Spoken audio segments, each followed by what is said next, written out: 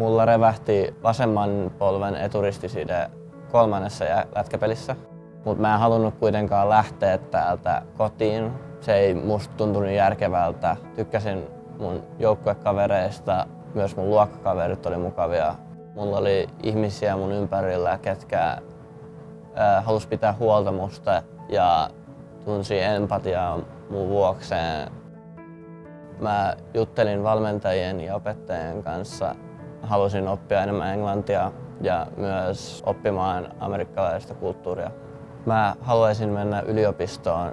Mun mielestä Rice oli paras vaihtoehto mulle. Epävarmuus tulla tänne kouluun johtui siitä, että mä en oppisi yhtään englantia ja mä en osaisi puhua sitä ja en pystyisi sen takia myöskään saamaan yhtään kavereita täältä. Tämän koulun oppilaat on tosi kiinnostuneita ulkomaalaisista oppilaista ja niiden kulttuureista. Ne kysyy paljon kysymyksiä ja mun mielestä se on tosi hauskaa kuulla maista.